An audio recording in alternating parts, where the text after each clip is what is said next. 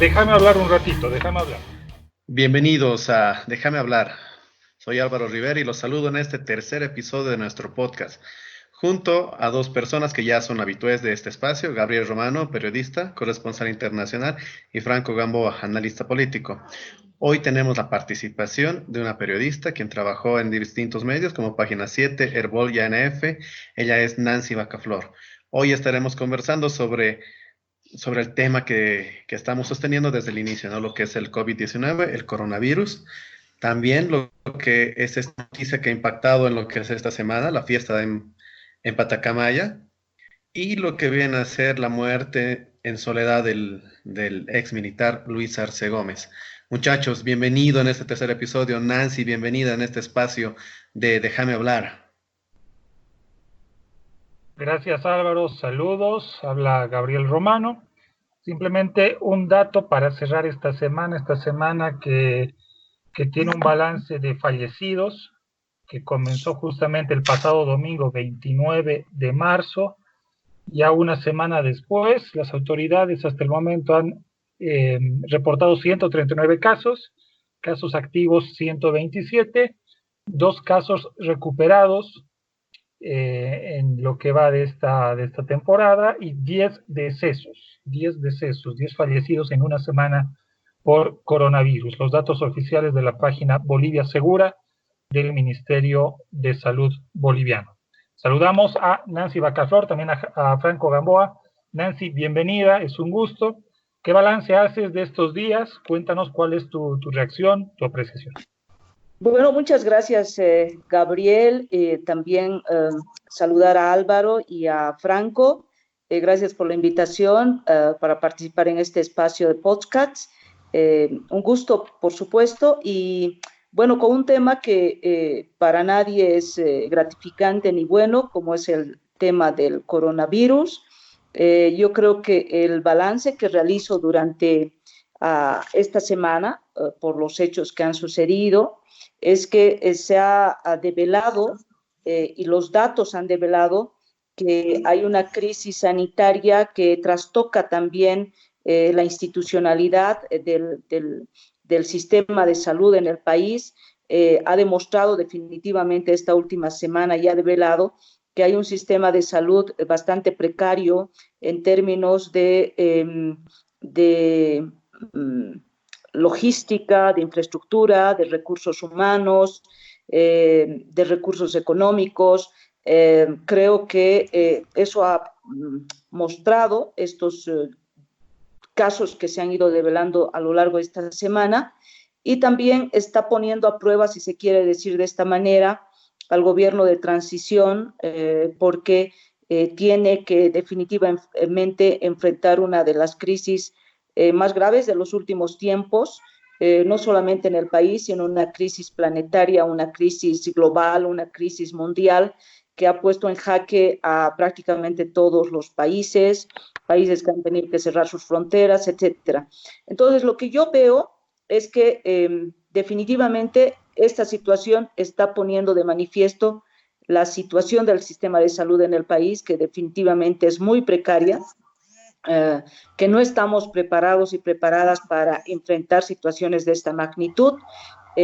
Llamaba la atención, por ejemplo, la intervención del ministro de Salud, quien decía, en las últimas horas, si no me equivoco ayer, que ha pedido informes de los servicios departamentales de salud para conocer, por ejemplo, con cuántos hospitales hay en los departamentos, con cuántas camas se cuentan, con cuántos respiradores, cuando esa es una información básica que debería ya haber tenido el Ministerio de Salud a principios del conflicto, de este drama. Y estamos a más o menos 3 semanas y recién escuchamos de la máxima autoridad de salud solicitando esta información que yo considero es básica, es elemental. Entonces, ¿cómo están, bajo qué estrategia el gobierno está enfrentando esta situación? Entonces, son elementos que llaman la atención. Otro tema que me llama la atención es el subregistro de datos. Si bien el Ministerio de Salud cada día nos da información oficial sobre los casos confirmados para hasta hoy de 139 casos, 10 decesos, los casos contagiados, pero yo creo que hay un subregistro que tiene que ver con cuántas personas realmente tienen el virus. Pero esta gente solamente podría ser identificada con testeos buenos, efectivos, ¿no? Y eso es lo que aún no se ha realizado. ¿Por qué? Porque también el tema de los laboratorios se han demorado. Empezamos creo que con 2 o 3 laboratorios y recién se ha expandido a lo largo del territorio nacional. Entonces, yo creo que estamos en el camino intentando hacer cosas cuando deberían establecerse estrategias mucho más efectivas, mucho más rápidas para enfrentar esta crisis que yo la veo todavía muy complicada en el corto, mediano y largo plazo. Así es, déjame hablar, Álvaro, Gabriel, muy bienvenida. Nancy, una periodista muy destacada en nuestro medio, realmente es un gusto tenerte aquí presente. Y yo quisiera agregar 3 aspectos más a lo que acaba de indicar Nancy. El primero es que efectivamente estamos, creo, arando en el mar, porque los esfuerzos que está haciendo el gobierno central creo que no están de la mano de una estrategia bastante coherente. Primero porque efectivamente la cuarentena va a dar resultados en la medida en que se suspenden todo tipo de concentraciones sociales, se garantiza el distanciamiento social, se protege a los grupos vulnerables y obviamente en desmedro de la economía y el ámbito del trabajo, etcétera. Esto ya se conoce, pero esto no va a dar resultado si el sistema de salud sigue totalmente desvencijado. Es decir, lo que acaba de decir Nancy es claro. El ministro de Salud se está limitando exclusivamente a dar información estadística, no tiene un control político de la situación, si vamos a entender el control político como la toma de decisiones vertical y un cuadro de mando que pueda ser acatado por distintos niveles, tanto nacionales como departamentales y municipales. Al mismo tiempo, cuesta creer cómo se hace inauguración del Hospital del Norte con presencia del alcalde Luis Revilla, de la presidenta Yanine Áñez, a sabiendas de que no habían las condiciones. La portada, y tercero, solamente que la corrección va en el sentido de que no era Hospital del Norte, el Hospital del Norte es en el Alto y la portada es en La Paz. Así que el territorio pero de ambos. Revilla es la portada, sí. Simplemente sí, la portada, perdón, sí, exacto, la portada. Y el Hospital del Norte en La Paz, gracias por la aclaración.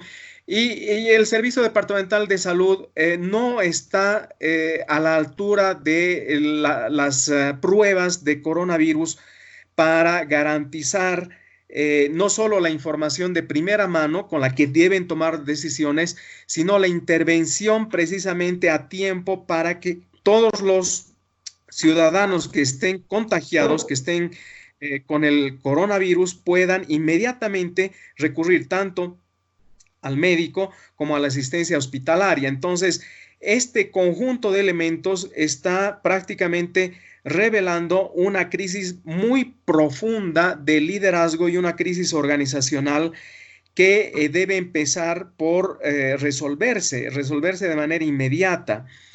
Creo que en este sentido el Ministerio de Educación, el Ministerio de Salud debe dejar de lado los niveles de gobierno y tomar un control más vertical, porque se trata aquí de una visión de conjunto. Al parecer, efectivamente, si tienen buen éxito, tanto la alcaldía de Oruro, el gobierno municipal de Santa Cruz, la gobernación también de Santa Cruz, distintos gobiernos subnacionales, deben sin duda de todos modos articularse a una sola estrategia. Y parte de esta estrategia nacional es también la administración de los decesos, administración en el sentido estricto de la palabra, ¿no? Porque efectivamente debe existir un protocolo de tratamiento de los cuerpos, ¿no? Así como el protocolo para darles una sepultura debida y no caer en las imágenes totalmente espantosas del Ecuador. Entonces, déjame hablar, en este Franco. sentido, sí, adelante. Simplemente, no sé, me llama la atención algunas aseveraciones de Nancy y tuyas, en el sentido de que pareciera de que ustedes en su reflexión tuvieran la idea de que un mejor sistema de salud podría, si bien controlar los casos o tal vez frenar un poco. Al 4 de abril era de un 25% y porque se han conocido unos nuevos casos, eso se ha reducido a un 15 o 19%, si no tengo datos. Si fuera así, si todo pasara por el tema de salud y de su sistema de atención, bueno, Estados Unidos no tendría los 300.000 casos que hasta ahora tiene y los 8.000 muertos que hasta el momento ha reportado en esta semana. No sé cómo lo ven. Si fuera el tema del sistema de salud, Oruro no sería un éxito. Por lo tanto, parece que la cosa va por otro lado. Lo que pasa es que yo creo que el sistema de salud es algo complementario también y clave. O sea, si bien es un virus que se ha propagado cruzando fronteras, si tienes un sistema de salud un tanto más, un tanto mejor implementado, mejor administrado, ¿Como cuál? también ¿Como se el podría norteamericano, atender. como el español, como el italiano, como cuál? No todos han sido trastocados, sin lugar a dudas, pero situaciones como las nuestras pueden ponerse mucho más complicadas si es que tenemos, por ejemplo, el caso en el que se ha dado esta semana, te digo, el del señor Sandoval, ¿no? Ese, por ejemplo, ha develado falta de protocolo. Los hospitales, tanto privados y el sistema privado y el sistema público, han fallado en todos los niveles. Y eso tiene que ver con el sistema de salud, no tiene que ver con, o sea, el virus está, no hay otra, tenemos que afrontarlo, pero ¿cómo vas a paliar esa situación para que sea menos impactante para la ciudadanía? Si no es con un sistema más adecuado, mejor implementado y mejor administrado. Y es lo que no está sucediendo, creo yo, porque los niveles de coordinación, de establecimiento de protocolos, de dar, por ejemplo, averiguando recién a estas alturas si tenemos cuántas camas, si tenemos cuántos hospitales, si los hospitales están adecuados. Han habilitado el centro en Cochabamba, un centro un elefante blanco del anterior gobierno, no me acuerdo muy bien, dijeron que iba a ser un centro de aislamiento, no tenía ni siquiera las condiciones y no han podido adecuarla. Entonces, yo creo que es un tema complementario, clave e importante para enfrentar el virus. O sea, no es el único tema, obviamente. Pasa, por ejemplo, por temas económicos, pasa por temas de personal, los médicos, enfermeras, sin sistemas de bioseguridad. Es decir, son cosas que deberían llamar la atención. Por ejemplo, a mí me parece, para terminar mi intervención, por ejemplo, el tema de aislar a grupos de enfermeras, médicos, personal de salud, es pues complicado, porque si no lo hacían, probablemente hubieran sido centros de propagación del virus. Entonces, menos personal de salud, cuanto menos además ya tenemos en el país, es una cosa que complejiza mucho más el problema del país, ¿no? Yo entiendo dónde quiere apuntar a Gabriel, pero sí hay un dato bastante objetivo. No sé si el modelo a seguir, pero bastante objetivo. Wuhan, con 50 millones de habitantes, respondió a una sola visión vertical, visión política, visión de salud, de la política de salud, y al mismo tiempo una visión, podríamos decir, de carácter obligatorio que puso en una sola línea de mando la cuarentena de 50 millones de habitantes, la asignación de raciones alimentarias, el orden militar y policial y la administración del sistema de salud para intervenir terapéuticamente, estabilizar el crecimiento exponencial de los contagiados y obviamente administrar los decesos, los muertos. Todo o sea, eso. Wuhan es un modelo. Exactamente, está comprobado, estimado Gabriel. Fue un modelo, se ha estabilizado el crecimiento exponencial, se ha aplanado la curva, se están recuperando los que, bueno, en el último, los últimos 15 a 20 días fueron infectados, y está tratando de regresar a la normalidad la conexión de Wuhan con el resto de las ciudades de carácter comercial en la China, ¿no? Ahora, déjame hablar solamente para darte no un ese dato. es el modelo único, ¿no? Pero efectivamente ha tenido una claridad y eficiencia que muestra, digamos, la articulación del mando, que debe estabilizarse también en términos de toma de decisiones y de acción inmediata. Bueno, puede ser una percepción la de Wuhan porque no hemos ido, no estamos ahí, pero así como hay esos reportes que dicen aquello, en verdad, Franco, hay investigaciones periodísticas, varias de ellas, que establecen de que a la par de que Wuhan ha ido trabajando esto, ha puesto a toda máquina sus hornos de cremación. ¿Y eso por qué es? Porque han habido más muertos de lo que supuestamente se han reportado. ¿Quién lo ha dicho? Lo ha dicho Trump esta semana, diciendo de que los datos de China no son fiables. Y no puede ser que un país que ha sido el epicentro, por ejemplo, habría que hacer estudios más minuciosos, con 1.400 millones de habitantes, tenga poco más de 2.500 fallecidos, cuando Estados Unidos, que es 4 veces más chico o 5 veces más chico, o hasta 6 en población, ya ha llegado a los 8.000 decesos. No habría una correlación estadística. Pero ¿qué hable Álvaro? Hay cosas que son muy llamativas, ¿no? Y incluso lo que ustedes dicen sobre este caso de China, que está ocultando datos, que puede ser posible, pero veámonos a nuestra realidad. Ya han hablado de cuánto, de cómo se puede enfrentar esto, y la única forma es la cuarentena, más allá del debate que nos puede abrir esto de que o nos morimos de hambre por la cuarentena, o nos morimos por el coronavirus. Está demostrado no solamente aquí en Bolivia con este ejemplo que nos da Oruro, sino a nivel mundial, que la única forma de empezar a evitar esto es la cuarentena. Más allá, porque al final esto te va a colapsar el sistema de salud. Tengas una buena gestión de salud o tengas una mala. España está en un buen puesto, tiene 300 camas por 100.000 habitantes y ha colapsado. Nosotros, que tenemos 110 camas por habitantes, se nos va a colapsar, se nos va a venir encima, y vamos a terminar como en Ecuador. Ecuador en este momento tiene alrededor de 450 fallecidos. Incluso ahí también hay una información falsa de lo que es Ecuador. Y tomo el caso de Ecuador porque es un caso cercano al nuestro. Es una población que se ha pasado por alto lo que son las restricciones, se ha pasado por alto lo que ha sido la cuarentena.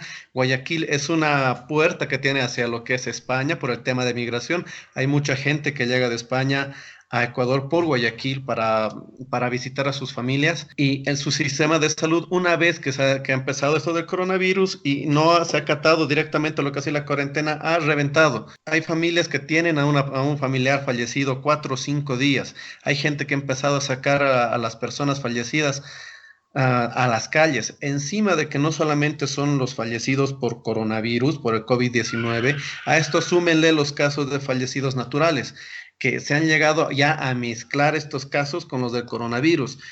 Tienen 4 frigoríficos gigantes en Guayaquil donde están entrando estos cuerpos fallecidos para posteriormente ver si los creman, si los entierran, qué van a hacer con ellos. Y tomo este caso como ejemplo de Guayaquil porque es el caso más cercano, y es una forma de actuar que nuestra población también la está siguiendo de esa manera. La estamos viendo en Santa Cruz, la estamos viendo en la ciudad del Alto. Han corrido videos por redes sociales y también por algunos portales de noticias de gente en días pasados que no está acatando del todo el paro.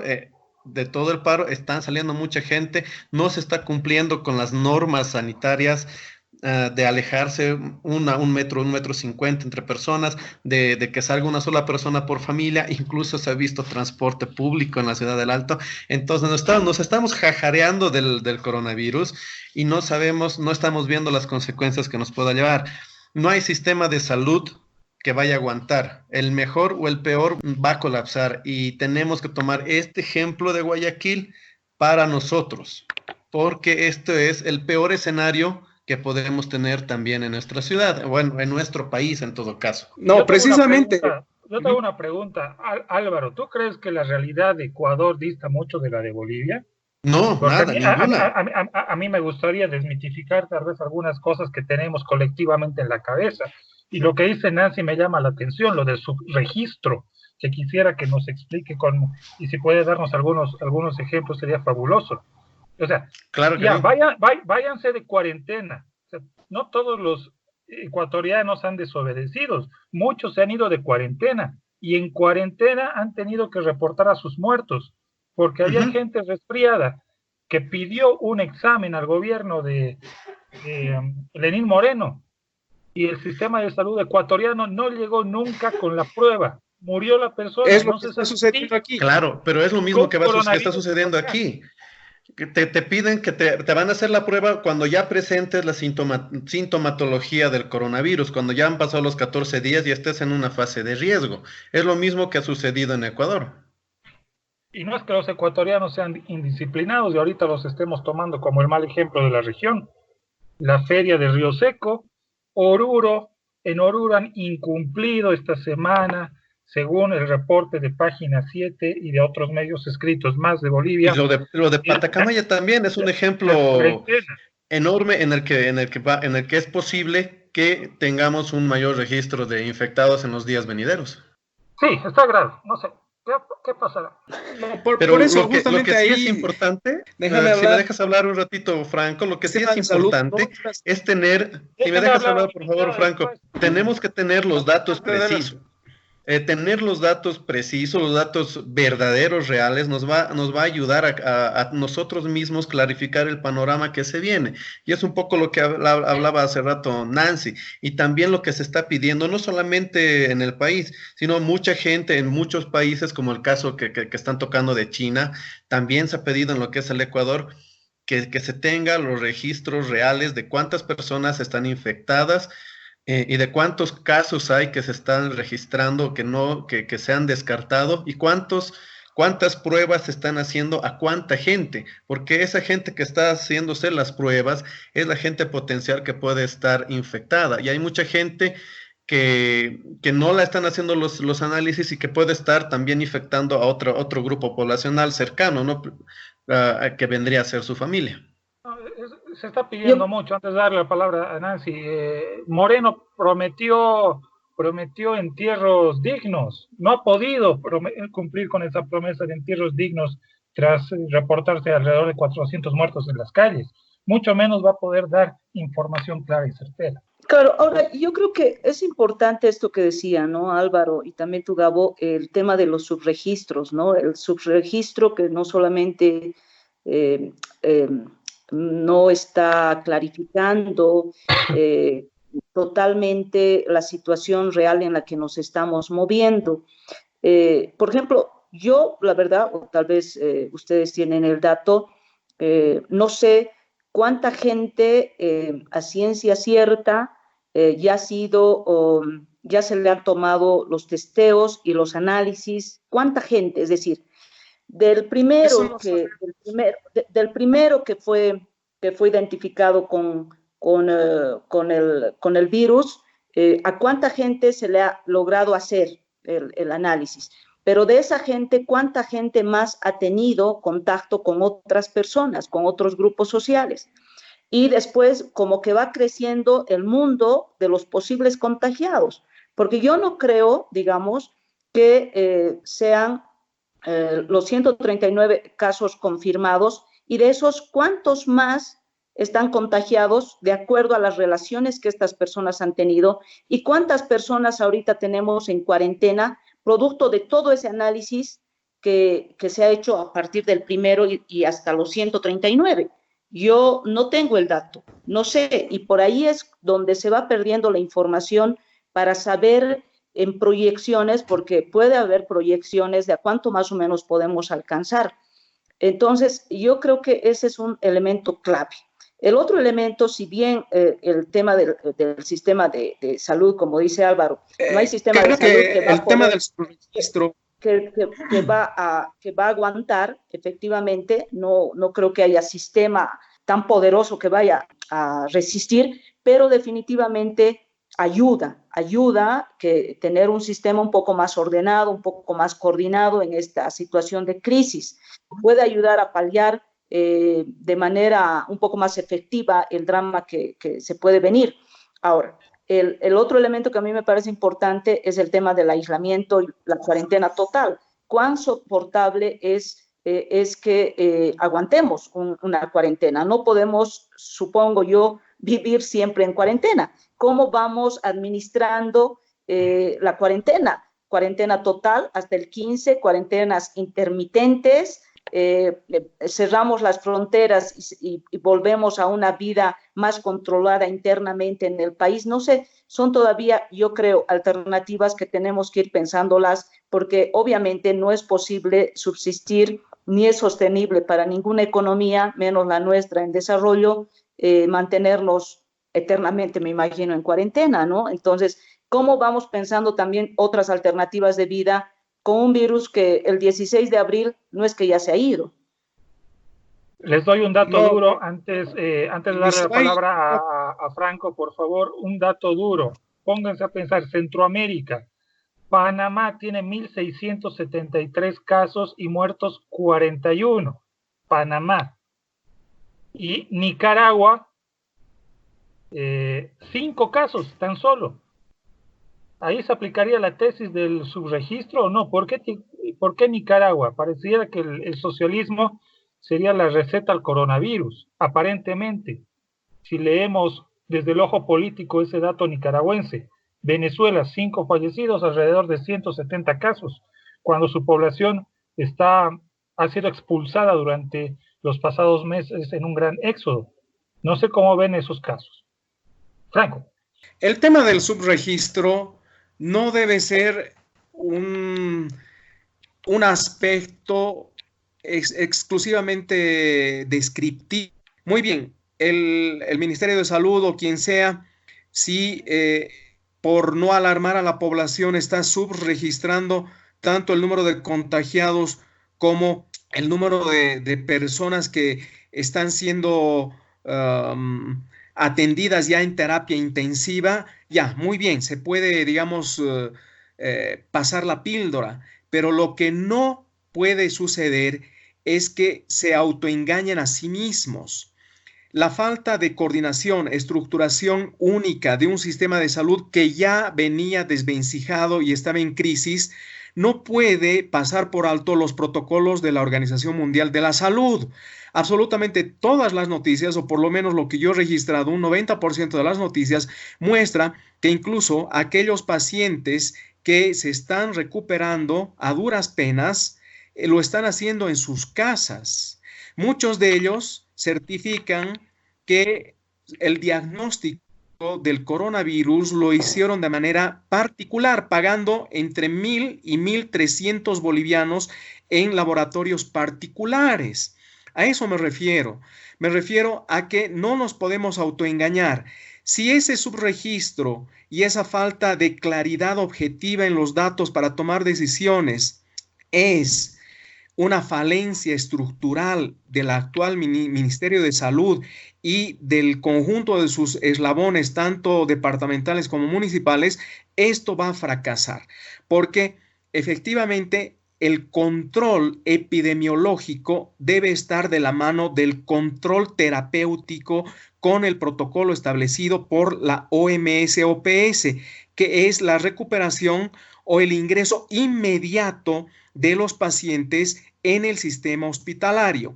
Por el momento sabemos que no ha entrado en crisis hospitalario debido a una sobrecarga de la demanda, como sucede en Estados Unidos, Europa, y vuelve locos a medio mundo, a nivel global. Todavía no ha sucedido, pero no se están cumpliendo los protocolos. Y al mismo tiempo, si es dilema en el que se encuentra desorganizado el sistema de salud, no cumple la cuarentena y el 16 de abril todos nosotros empezamos a salir a las calles, puede que la curva nuevamente se dispare y ahí enfrentemos, incluso nosotros en carne propia, la posibilidad de un contagio y de llegar a terapia intensiva. Pero ¿dónde vamos a recuperarnos? Si conseguimos el virus, vamos a aislarnos en casa, vamos a ir a un hospital, ¿cuál nos van a recibir?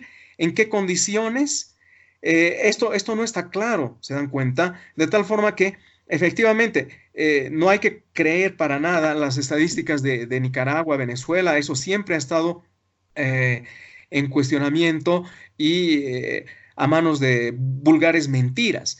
Pero lo que sí ha demostrado, digamos, la estructuración, la organización de cómo enfrentar el coronavirus, por lo menos lo que se lee incluso en algunas estrategias de epidemiólogos que han tomado como ejemplo lo que ha sucedido en Wuhan, es que la cuarentena se conecta eficiente y óptimamente con la recuperación de los pacientes, con la distribución de alimentos y con la lenta recuperación alrededor de los 90 días.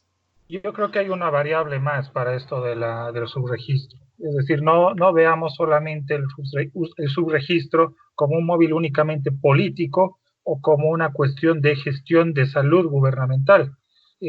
También tenemos que valorar la conducta del enfermo boliviano. El enfermo boliviano muchas veces no va al médico, se queda en su casa, espera que su cuerpo se cura con hierbas, con medicina tradicional, no reporta a la autoridad.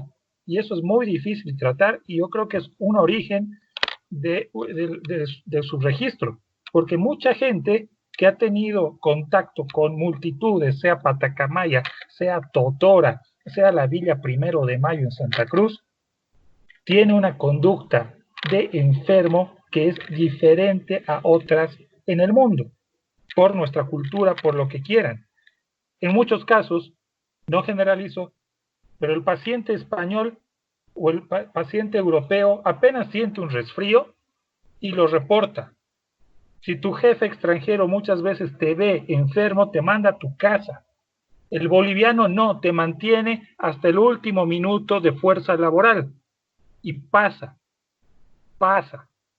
Entonces, esas actitudes rayan en lo cultural y también van a incidir en un reporte fidedigno y real. No puede ser que hasta el sábado 4 de abril, La Paz, antes de que se reporten 5 casos más, La Paz haya tenido una tasa de mortandad por coronavirus de casi el 25%.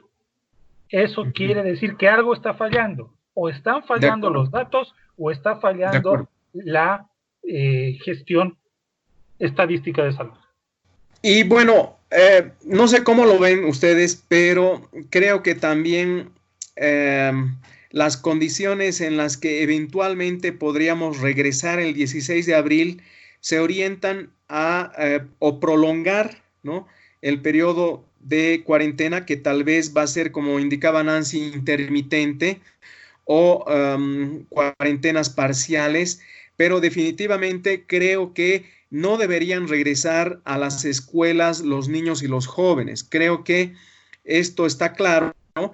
Si eventualmente regresamos a nuestras fuentes de trabajo, las personas vuelven a circular, la economía informal vuelve a tener cierto aire y bueno, la gente intenta retomar sus estrategias de supervivencia bruscamente coartado en esta cuarentena por esta emergencia precisamente.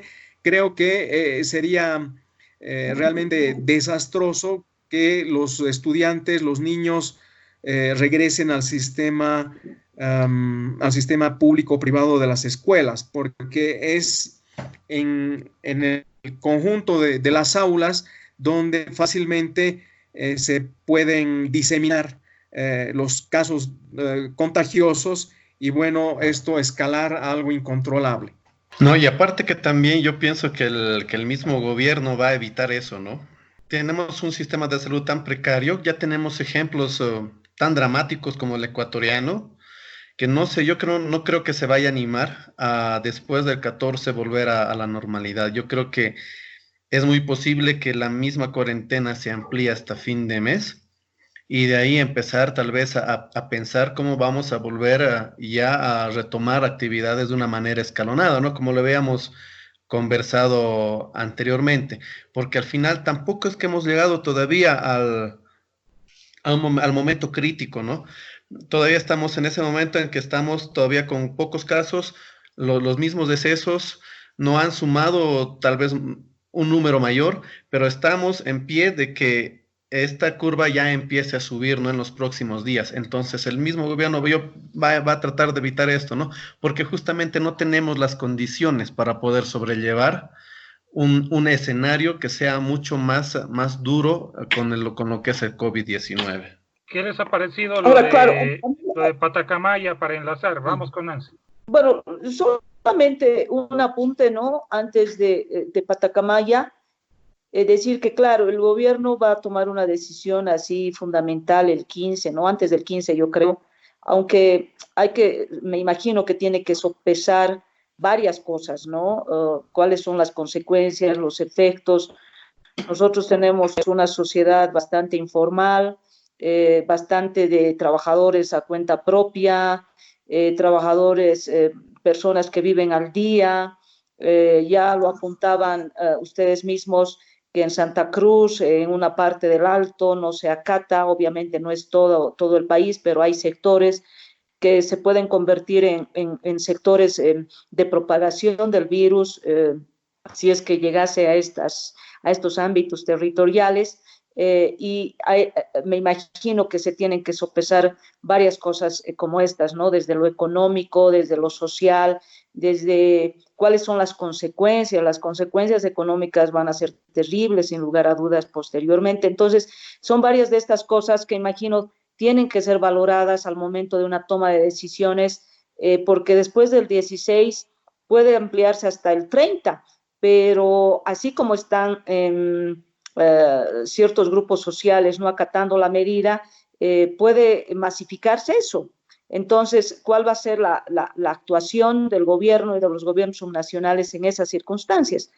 Y sobre Patacamaya, claro, o sea, a mí me dio una sensación como que de muy poca asimilación de las autoridades municipales, la magnitud del problema. Yo no sé si por desconocimiento, por una suerte de que hasta anecdóticamente decían personas, a nosotros no nos va a llegar nunca, porque por esto y por el otro.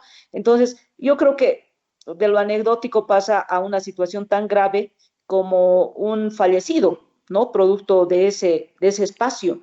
Se ha declarado en cuarentena total, tendrá que hacerse un seguimiento así muy exhaustivo a Patacamaya después del contagiado y después del fallecido, pero es sin lugar a dudas uno de los ejemplos de espacios en los que no se ha cumplido la medida, en las que se ha transgredido, y por eso yo mismo planteo hasta qué punto es posible mantener una cuarentena total por otros 15 días más de abril, ¿no? Es decir, hasta fines de mes. Es muy complicado. Que hay muchas patacamayas en Bolivia? ¿Hay muchas patacamayas? O sea, centros, tú veías, no sé si ayer, las fotos de Río Seco, eran así cantidad de más micros más, ¿no? O sea, ¿por qué tenían que salir micros? La gente tenía que salir más o menos viendo las formas, ¿no? Entonces, yo creo que no hay hartas patacamayas, pero hay, ¿no? Y eso ya es preocupante porque son puntos de posibles y potables de propagación. Así es, yo creo que lo de Patacamaya fue realmente muy preocupante. Nada sorprendente en la medida en que, bueno, es la cultura, digamos, de fiestas colectivas extendidas, ¿no? De celebraciones que duran más de 5 días incluso. Es una cultura que es muy difícil, digamos, controlar en medio de esta emergencia sanitaria que surge como una novedad, digamos, para los patrones de conducta de muchas personas. Entonces, el municipio de Patacamaya es una ciudad intermedia como muchas otras, donde fiestas patronales, celebraciones de carácter en el calendario católico de carácter permanente y obviamente todo lo que significa la exposición al comercio permanente, ¿no? Porque recordemos que Patacamaya es un municipio de tránsito y otros son municipios proveedores de productos.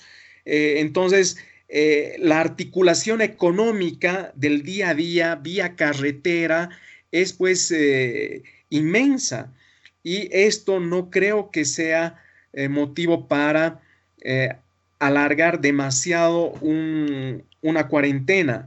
Entonces, bueno, como indican ustedes, muy probablemente se tomarán las decisiones de alargar o no prolongar la cuarentena bordeando ya el 15 de abril, pero creo que es preocupante la emergencia también económica y la dinámica particular que tienen los municipios, ¿no? Esto lo estamos viendo también desde el punto de vista de los gremiales, ¿no? Lo estamos viendo también desde el punto de vista del transporte. El transporte es enorme. El transporte, si bien no es un transporte masivo, ¿no? No tenemos pues trenes, buses articulados, etcétera, pero la gran cantidad de sindicatos de minibuses, del transporte de trufis, etcétera, esa gran cantidad va a ser muy difícil que pueda autodisciplinarse para evitar salir a las calles por cerca de un mes, ¿no? Esto lo veo realmente muy, muy, muy difícil. Pero sí, digamos, pequeños focos que se pueden controlar, como por ejemplo evitar que se reanuden las clases en las universidades y en los colegios, ¿no? Sin embargo, esto es simplemente una conjetura. Hay muchas sociedades, poblaciones con una visión muy localista, ¿no? Y no lo veo como un defecto, lo veo como, yo lo definiría como una especie de modo de vida, ¿no? Es decir, tú vives anclado en tu contexto y lo que pasa en tu barrio, en tu zona y en tu poblado. Pare de contar, ese es el límite máximo.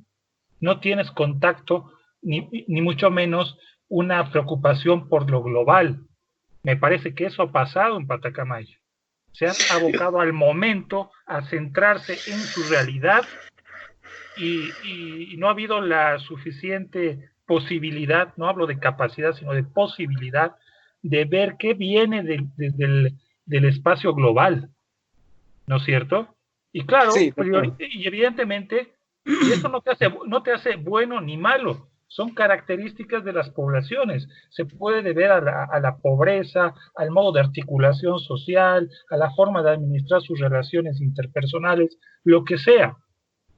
Pero evidentemente yo partiría también desde una idea de no satanizar a la gente de Patacamaya o de Río Seco. Hay gente que vive anclada en su localismo, porque así es como vive y así es como se mantiene, y que no tiene la posibilidad de ver si lo que pasa a nivel macro, global, en el continente, en la región, o tan siquiera en el país, es real o no.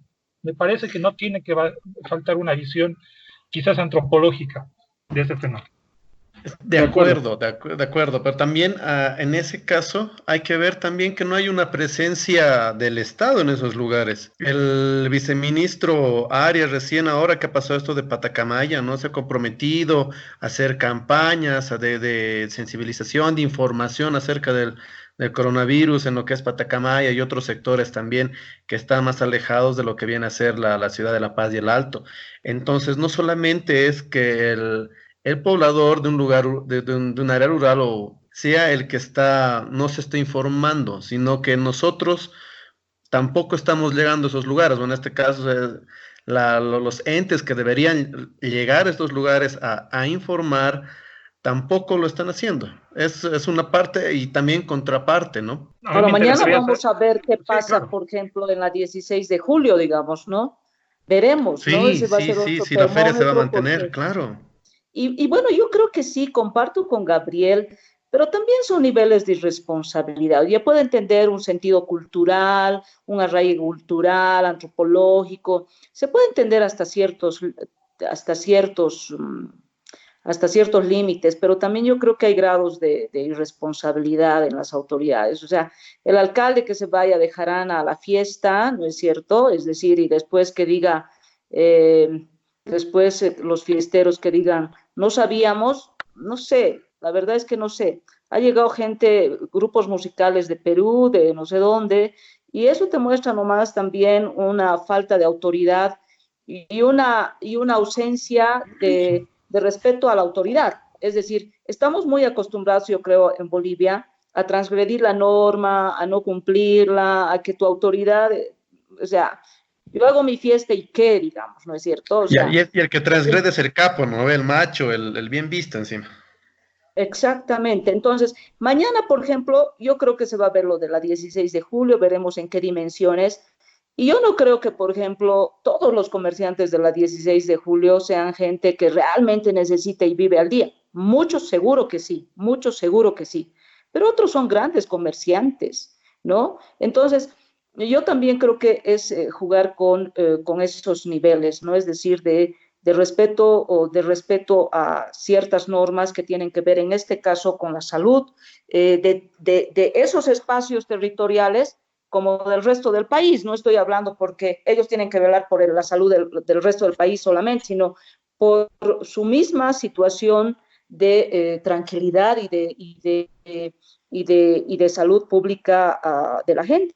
Y es lo que lamentablemente estamos frente a eso en el país, y es lo preocupante. O sea, no respetas absolutamente nada.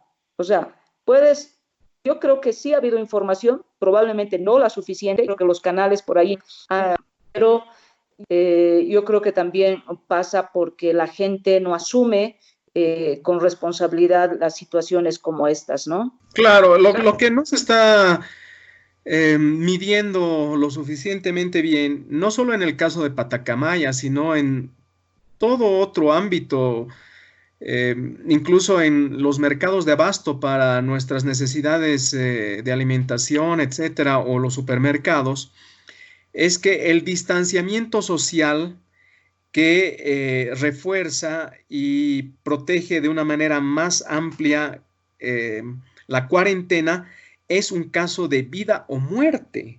Y eso es lo que no se da cuenta la gente, porque efectivamente no está experimentando lo que ha sucedido en España, o lo que está sucediendo en España, lo que ha sucedido en Italia, lo que está sucediendo en Nueva York, en Estados Unidos. El distanciamiento social es un problema de vida o muerte, es el eje de los contagios, y mientras no se experimente eso, no hay por qué, digamos, solo poner el dedo en la llaga de la fiesta o el exceso y la irresponsabilidad de Patacamaya, sino esto va a ir más allá. Es decir, cuando uno va a los supermercados estamos encontrando lo mismo, ¿no? La gente no dimensiona la posibilidad de que puede ser que esté ya enfrentando la vida o la muerte en caso que al salir ya le llegue el contagio, ¿no? Entonces, esto es lo que no estamos aprendiendo bien.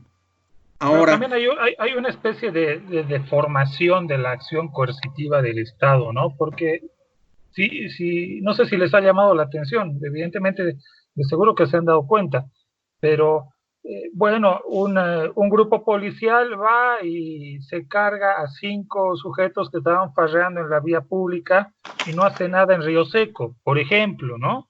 Falta evaluar dónde está el mayor riesgo y dónde está el menor riesgo. El riesgo No, también para no, la policía, después de claro, lo que ha pasado en el acto, en lo que ha sido el 6 de marzo, en este acto que hubo en el lugar de Sencate y después, posteriormente, también cerca de la alcaldía quemada. Entonces, yo creo que el mismo gobierno está tanteando de entrar a ciertos lugares, ¿no? igual con los bolivianos, que eran 150, que creo que son más de 300, que los han, al final de cuentas, aceptado ahí en la frontera de Pisiga, tras haber dicho alguna autoridad boliviana de que eran un peligro social. Evidentemente, evitas de que 300 entren, pero permites circulación en puntos críticos, al son de lo que tú dices, Álvaro, de resguardo de la integridad y de que no te saquen la mugre en un conflicto. Me parece que la proporcionalidad de la coacción estatal también es un tema complicado por analizar. no, claro, complicado, pero al mismo tiempo expresa nomás desorganización, falta de una estrategia global y también en el fondo indolencia, ¿no? Porque, claro, es mejor atrapar a 4 o 5 borrachos, ¿no?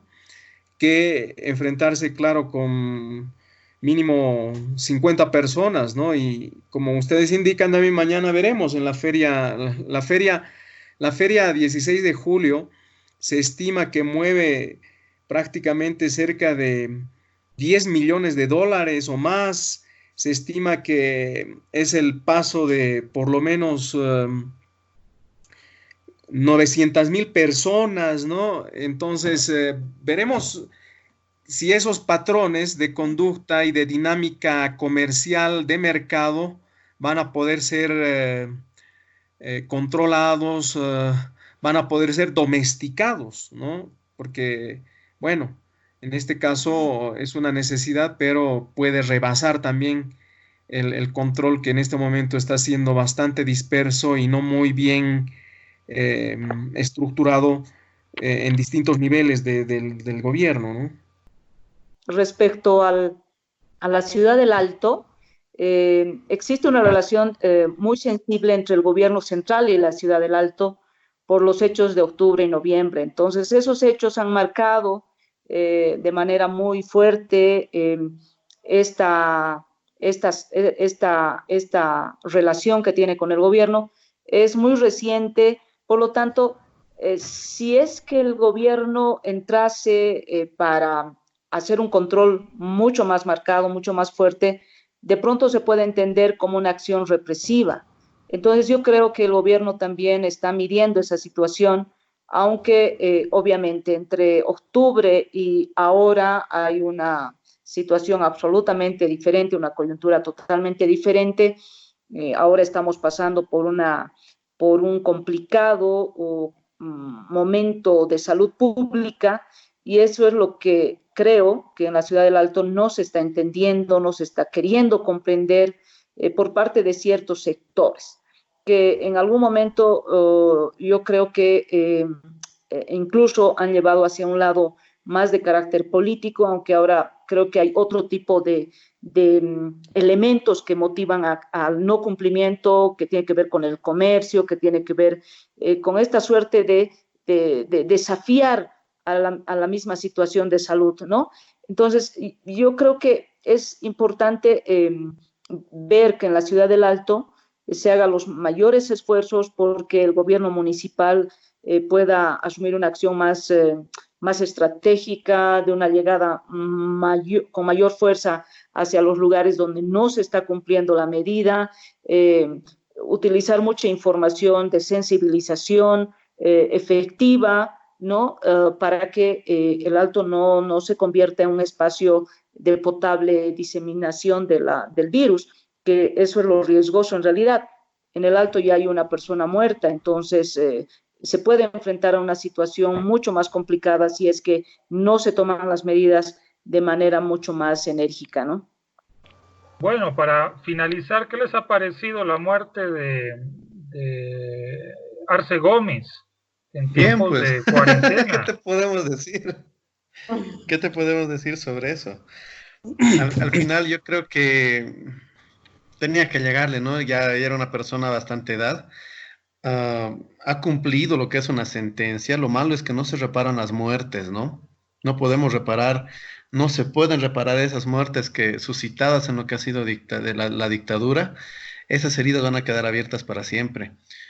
Pero estimo que para muchos familiares creo que están un poco más aliviados al saber que una persona que ha hecho tanto daño a sus familias, pues ya ha partido al más allá. No sabemos si arriba, si abajo, si hay un Dios que lo ha perdonado o si realmente se ha ido a vivir con los gusanos ahí al infierno, ¿no?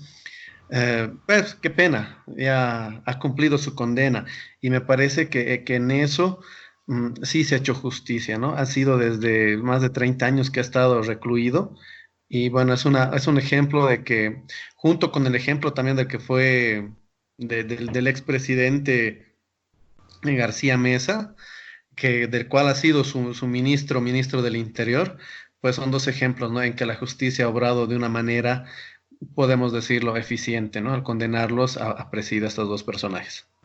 ¿Alguien sabe por qué García Mesa estaba en Cosmil y Arce Gómez en otro lado? ¿No estaba en Cosmil siendo tratado por sus males? Y segunda cosa, alguien en casa me comentó que la muerte de Arce Gómez en estos días era una especie de karma, morir solo y que sea poco factible hacerte un velorio y que la gente te llore, ¿no? El aspecto más moral, más emotivo, ¿cómo lo ven? No, claro, yo lo veo como que, bueno, es un dato de la vida normal. La avanzada edad de este señor, las afecciones que también parece que habían deteriorado su salud, sobre todo desde el año pasado, han terminado en una muerte natural que era de esperarse, ¿no? Claro que en este periodo de cuarentena, de distanciamiento, ha pasado totalmente desapercibido. La importancia, la época política que vivió totalmente opacada, ¿no? Por el tema del coronavirus y otras necesidades informativas que nos aquejan, ¿no? Pero yo quisiera destacar brevemente esto, ¿no?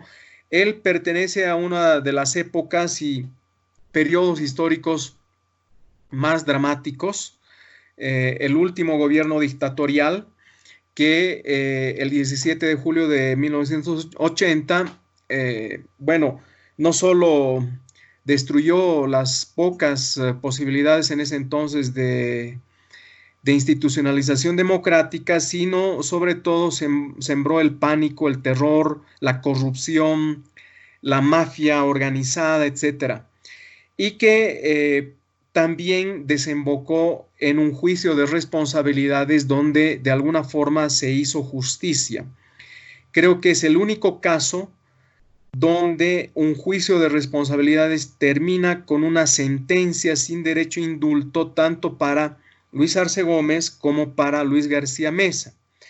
El resto de sus colaboradores, entre ellos muchos civiles, estuvieron vivitos y coleando e incluso siendo parte de los gobiernos democráticos posteriores a la dictadura del golpe de Estado y la dictadura de García Mesa, ¿no? Entonces, esto es muy curioso y me llama a reflexionar y también indagar un poco más cómo es que el juicio de responsabilidades de García Mesa, Arce Gómez y los colaboradores de ese gobierno dictatorial fue el último que terminó en sentencias claras y definitivas. Después se han hecho otros juicios de responsabilidades que han terminado en la nada. Y esto no puede ser, ¿no? Más bien, la muerte de Arce Gómez nos tiene que obligar a pensar en que efectivamente un recurso del sistema democrático, de la institucionalidad política de nuestro Estado, debe ser siempre llevar a juicio a los infames dirigentes políticos y exgobernantes que han traicionado no solo la Constitución, sino al país, ¿no?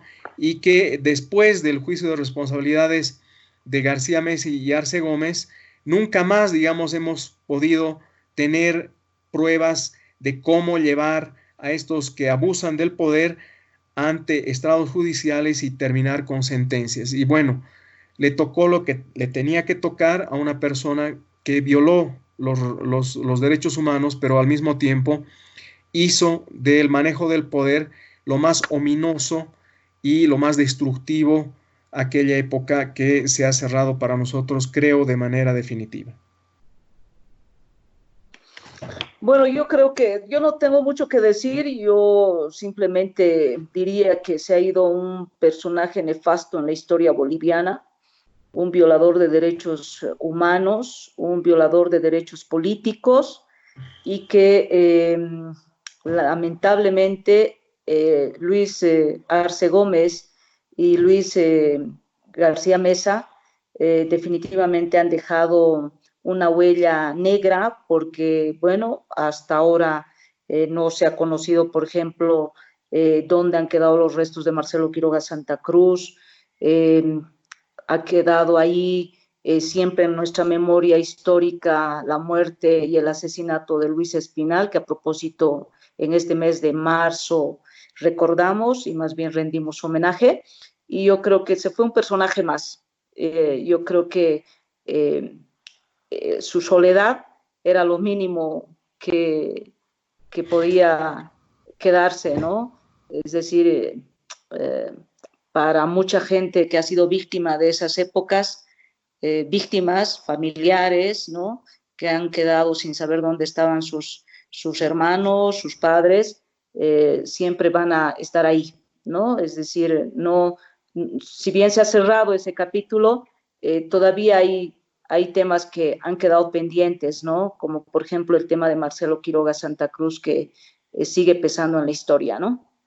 A mí me llama la atención algo, y comparto lo que dijo Franco, ¿no? Hay mucha gente, civiles, que han apoyado la dictadura y que luego han sido parte de la transición democrática y de muchos gobiernos democráticos. Les ha alcanzado la edad para estar en momentos culminantes también, ¿no? Incluso hasta ahora. Yo tuve, no sé si la suerte o la experiencia de estar en el velorio de García Meza y en su entierro, y me llamó la atención, uno, la cantidad de personas que fue a despedirlo. Creo que hace 2 años fue, ¿no? Su muerte, más o menos. Así es.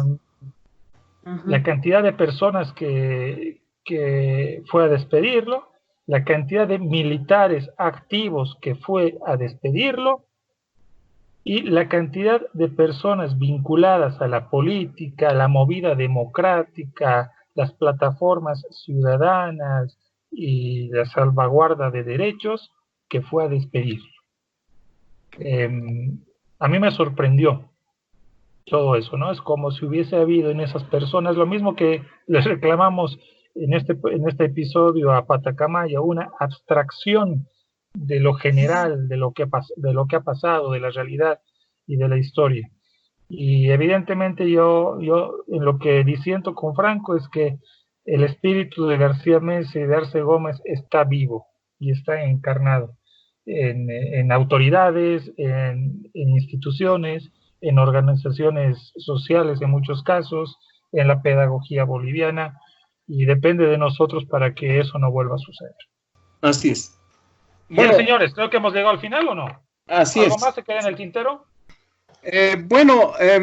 Yo quisiera agregar nuevamente, solo para aquellos amigos, especialistas y de alguna forma preocupados por la historia política del país. Yo he tenido la oportunidad de revisar los documentos de la Corte Suprema de Justicia, cuando se denominaba la Corte Suprema de Justicia, el detalle del pliego de cargo por los delitos de peculado a Luis García Meza y colaboradores, entre ellos, por supuesto, Luis Arce Gómez, ¿no? El delito de peculado, que todavía permanece en nuestra Constitución, en el Código Penal, etcétera, no es otra cosa que la autoridad arbitraria que hace un uso abusivo y es capaz de robar los recursos públicos, ¿no? Entonces, ese es el delito de peculado, ¿no? Utilizar la función pública para robar. Y obviamente con estrategias que traten de ocultar el delito, ¿no? El delito de peculado no ha sido de alguna forma cultivado por el sistema judicial en el conjunto de gobiernos democráticos desde Víctor Paz hasta la fecha. Se han hecho intentos de llevar adelante juicios de responsabilidades, por ejemplo, en el caso del exministro de Educación Edim Céspedes, por haberse robado grandes extensiones de tierra, autoasignado como propiedad grandes extensiones de tierra, y, por ejemplo, eso quedó en la nada, ¿no? Y así sucesivamente. Hay, dentro del caso de peculado cae también lo que ha hecho el último gerente de Entel, ¿no? autorizar pagos indebidos, ¿no? Y utilizar su poder en función pública como si fuera una empresa privada que a él le pertenecía y podía disponer, ¿no? Entonces, esto es muy importante porque están los datos, están los pliegos de cargo, está, digamos, la jurisprudencia establecida, y es esto lo que de alguna forma tiene que seguir incólume en el sistema judicial para castigar a aquellos funcionarios públicos y líderes políticos que simplemente intentan ver el escenario estatal como un botín del cual pueden disponer cuando les da la gana, y bueno, alguien les tiene que controlar y finalmente hacer justicia. Bien, damas y caballeros. Don Álvaro, para el cierre. Bueno, no, pues agradecerles a ustedes aquí la participación, y más que todo a Nancy, ¿no?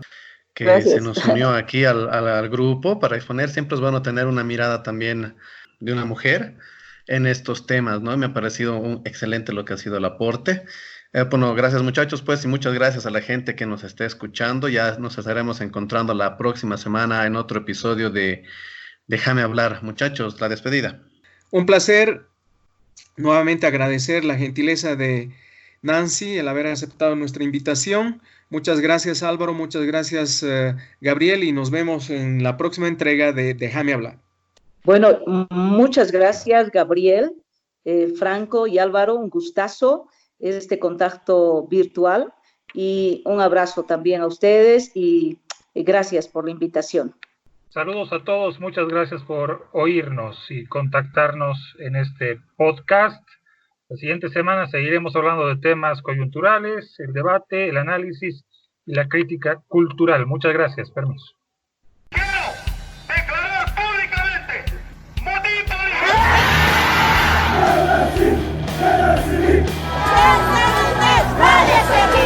¡Di la verdad! ¡Di la verdad! Déjame hablar un ratito.